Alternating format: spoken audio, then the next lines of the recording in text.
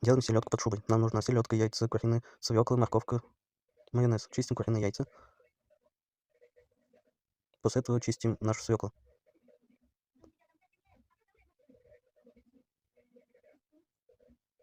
После того, как почистим свеклу, приступаем к моркови. После моркови приступаем к картофелю.